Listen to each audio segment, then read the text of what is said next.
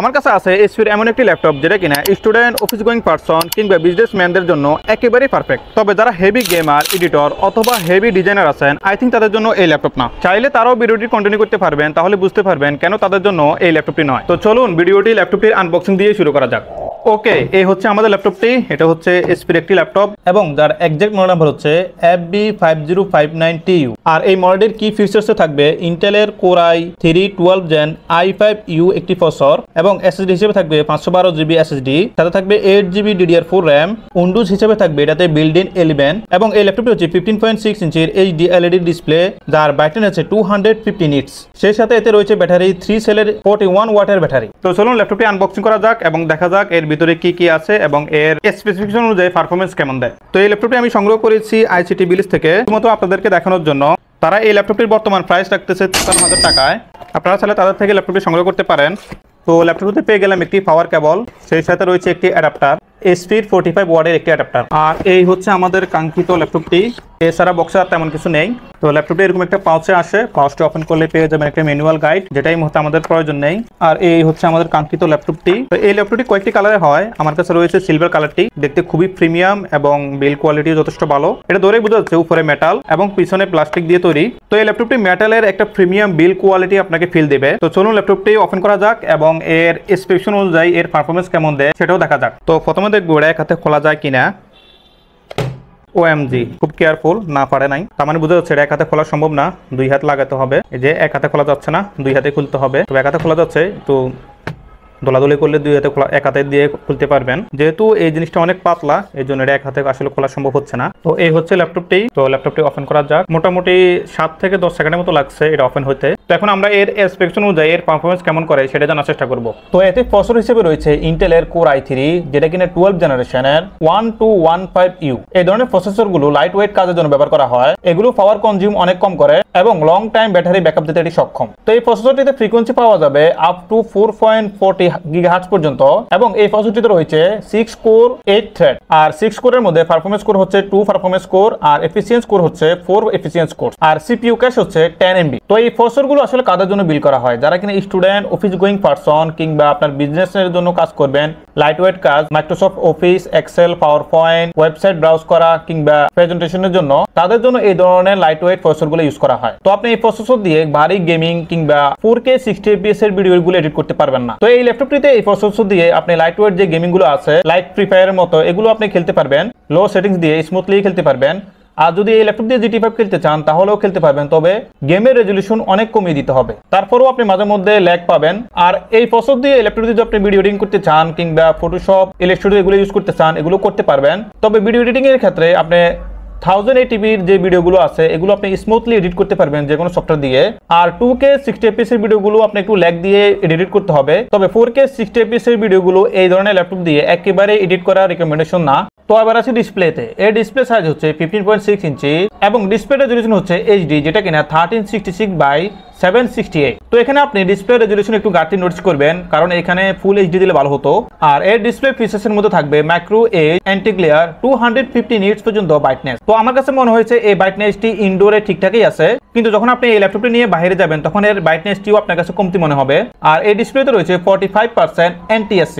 Memory হিসেবে install করা থাকবে 8GB একটি র্যাম, যেটা কিনা DDR4 এবং এই র্যামটির বাস স্পিড হচ্ছে 3200 MHz এর। আর এতে আরেকটি স্লট খালি থাকবে, যেখানে আপনি পরবর্তীতে চাইলে আরো 8GB র্যাম লাগাতে পারবেন। আর এর র্যামগুলো রিমুভেবল, অর্থাৎ আপনি যখনই চাবেন তখন এই র্যামগুলো চেঞ্জ করে আপনি র্যামগুলো আপডেট করতে পারবেন। তবে এখানে এই প্রাইস রেঞ্জের মধ্যে আমরা DDR5 র্যামও দেখতে পারি, তবে যেগুলোতে কিনা রাইজেনের আপনার প্রসেসর দেওয়া থাকে। তবে ইন্টেলের প্রসেসরগুলোতে DDR5 র্যাম দেওয়া খুবই মুশকিল, তখন প্রাইস অনেকটাই বেড়ে যায়। এজন্য ইন্টেলের গুলোতে আপনার প্রাইস কস্ট কাটিং করার জন্য DDR4 এর র্যাম দেওয়া হয়। তবে এই প্রাইজে আমরা অনেকগুলো ল্যাপটপে দেখি যে DDR5 র্যাম দেওয়া হয়েছে, তবে ওগুলো সবগুলোই রাইজে AMD প্রসেসর দিয়ে বিল্ড করা।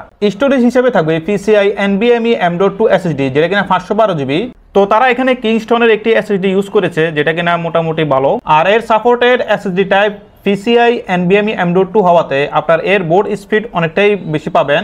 তাছাড়া এই SSD রিড রাইট স্পিড অনেকটাই বেশি হবে। আর এই SSDর মধ্যে আপনি যেই ফাইলে রাখুন না কেন, ডাটা স্পিড এবং রিড রাইট স্পিড দুটোই আপনি মোটামুটি ভালো পাবেন। আর এতে কোনো প্রকার এক্সট্রা M.2 স্লট নেই, একটি মাত্র স্লটেই আছে। তো আপনি যদি পরবর্তীতে 500 জিবি থেকে 1 টিবি এসএসডি লাগাতে চান তখন আপনাকে এই এসএসডিটি খুলেই লাগাতে হবে, যেহেতু আর কোনো এক্সট্রা M.2 স্লট নেই। তো গ্রাফিক্স হিসেবে আমরা পেয়ে যাচ্ছি ইন্টেলের UHD গ্রাফিক্স, যেটা কিনা শেয়ার্ড গ্রাফিক্স মেমোরি।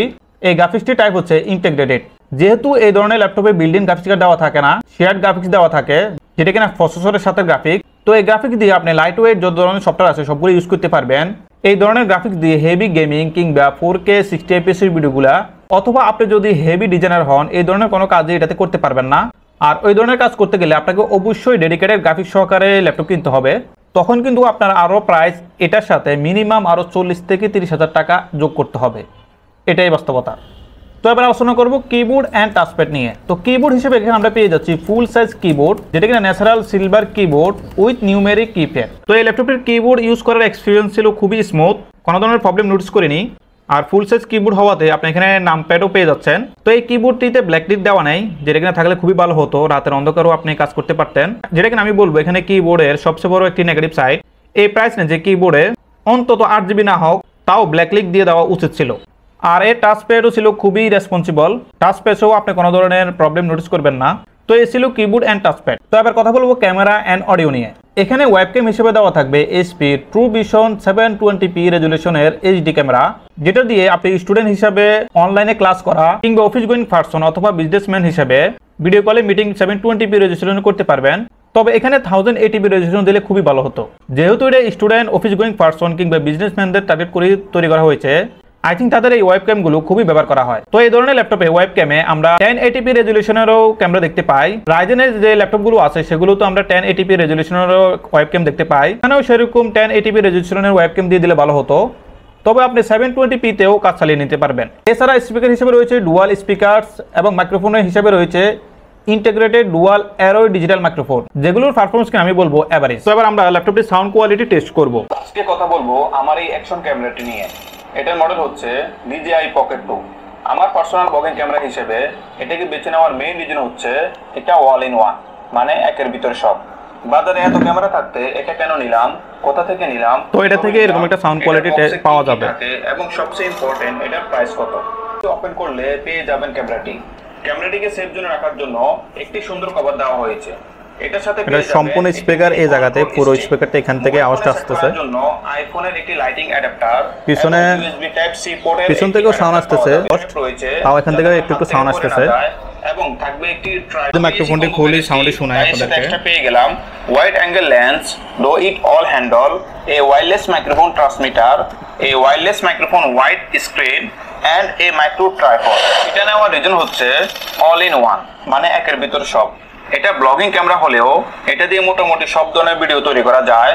এটা খুবই ছোট, যার কারণে সহজে ক্যারি করা যায় এবং যে কোনো মুহূর্তে সহজেই ভিডিও রেকর্ড করা যায়। এটা দিয়ে সর্বোচ্চ 4K 60 fps এ ভিডিও রেকর্ড করা যাবে।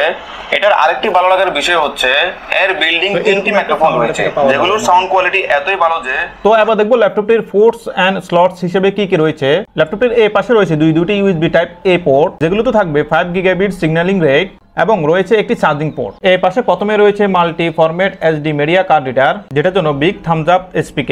তারপর রয়েছে একটি headphone and microphone combo port, রয়েছে একটি USB টাইপ C পোর্ট। তো অনেকেই জানতে চান এই ধরনের C পোর্ট দিয়ে চার্জিং করা যায় কিনা। অনেক ধরনের ল্যাপটপে এই C পোর্ট দিয়ে চার্জ করা যায়, তবে এই C পোর্ট দিয়ে শুধুমাত্র আপনি ডাটা ট্রান্সফার করতে পারবেন, এটাতে চার্জিং কিংবা এক্সটার্নাল মনিটর সাপোর্ট করবে না। সর্বশেষ রয়েছে একটি HDMI পোর্ট, এটা কিনা 1.4। তো এই ছিল ল্যাপটপটির পোর্টস এন্ড স্লটস। ল্যাপটপটি নেটওয়ার্ক অ্যান্ড কানেক্টিভিটিতে ওয়াইফাই হিসেবে রয়েছে রিয়েলটেকের ওয়াইফাই এবং ব্লুটুথ হিসেবে রয়েছে ব্লুটুথ 5.0। তবে দুঃখের বিষয় হচ্ছে এই ল্যাপটপটিতে কোনো প্রকার ল্যান্ড পোর্ট নেই। যারা কিনা ল্যান্ড কানেকশন দিয়ে ল্যাপটপটিতে নেট চালাবেন তাদের আলাদা এক্সটার্নাল ল্যান্ড হাব কিনতে হবে। সিকিউরিটিতে ল্যাপটপটিতে ফিঙ্গারপ্রিন্ট সেন্সর নেই, তবে সিকিউরিটি চিপ হিসেবে ট্রাস্টেড প্ল্যাটফর্ম মডিউল পাওয়া যাবে। আর সফটওয়্যার হিসেবে অপারেটিং সিস্টেমে জেনুইন উইন্ডোজ 11 হোম দেওয়া থাকবে। ল্যাপটপটিকে পাওয়ার দেওয়ার জন্য ব্যাটারি হিসেবে থাকবে 3 সেলের লিওন ব্যাটারি, যেটার ব্যাটারি ক্যাপাসিটি হচ্ছে 41 ওয়াট। আর এই ব্যাটারিকে পাওয়ার দেওয়ার জন্য অ্যাডাপ্টার হিসেবে দেওয়া থাকবে 45 ওয়াটের স্মার্ট AC পাওয়ার অ্যাডাপ্টার। এখানে আমার এক হাতে রয়েছে আমার ল্যাপটপ HP Victus এবং আরেক হাতে হচ্ছে আমাদের HP 15H। দেখতে পাচ্ছেন দুটার মধ্যে কত পার্থক্য। এটা অনেক মোটা এবং এটা অনেক স্লিম, এটার ওয়েটটাও অনেক বেশি আর এটার অনেক কম, অলমোস্ট এটার সাথে এটার 2 গুণ ওয়েট। আর চার্জার সহকারে হিসাব করলে তো আরও বেশি ওয়েট হবে। এটা চার্জারটাও অনেক মোটা বা চার্জারটাও অনেক ওজন, এটা চার্জারটাও অনেক স্লিম। তো দুটার মধ্যে অনেক পার্থক্য। এগুলো হচ্ছে অফিস গোয়িং পারসন বা স্টুডেন্ট যারা সবসময় ক্যারি করবেন তাদের জন্য এই ধরনের ল্যাপটপ স্লাম। আর এই ল্যাপটপগুলো একটু বাল্কি বা ওয়েট হয়ে থাকে। এগুলো হচ্ছে গেমিং বা হাইবি কাজের জন্য ল্যাপটপ। তবে আপনি যদি বেশি একটা সাথে নিয়ে ক্যারি করতে হয় তাহলে এই ল্যাপটপগুলো আপনার জন্য না। কিন্তু আপনি যদি সবসময় ইউজ করেন স্টুডেন্ট বা অফিস গোয়িং পারসন কিংবা বিজনেসম্যানদের জন্য এই ল্যাপটপগুলো, তো দেখতে পাচ্ছেন দুটার অনেক তফাৎ, অনেক বাল্কি একটা ল্যাপটপ আর একটা অনেক লাইট ওয়েট। এটার ওজনের অর্ধেক হবে এটা। তো এই দুটার ল্যাপটপ সাইড বাই সাইড রাখলেও অনেক তফাৎ বোঝা যায়। তো এই দুই ধরনের ল্যাপটপ দুই টাইপের মানুষদের জন্যই তৈরি করা হয়। একটা হচ্ছে পারফরমেন্স কেন্দ্রিক, যেটা কিনা হেভি এবং ওয়েটও অনেক বেশি, আর এটা কিনা লাইট ওয়েট অফিস গোয়িংদের পার্টসের জন্য, বাট অত হেভি পারফরমেন্সের জন্য না। তো আরও যদি স্পেসিফিকভাবে বলি, এগুলো হচ্ছে গেমিং ল্যাপটপ আর এগুলো হচ্ছে যে বিজনেস ল্যাপটপ। এবার আসে এই ল্যাপটপটির ফিজিক্যাল স্পেসিফিকেশন নিয়ে। আমার কাছে যে কালারটি রয়েছে সেটা হচ্ছে ন্যাচারাল সিলভার কালার। এর ডিমেনশন হচ্ছে 35.85 বাই 24.2 বাই 1.79 সেন্টিমিটার এবং ল্যাপটপের ওয়েট হচ্ছে মাত্র 1.69 কেজি। আর এই ল্যাপটপটিতে ওয়ারেন্টি হিসেবে পাওয়া যাবে 2 ইয়ার্স লিমিটেড ওয়ারেন্টি। আর এসপির এই ল্যাপটপটির অথরাইজ ডিস্ট্রিবিউটর হচ্ছে স্মার্ট টেকনোলজি লিমিটেড। তাই চেষ্টা করবেন স্মার্ট টেকনোলজি লিমিটেডের লোগো দেখে কেনার জন্য।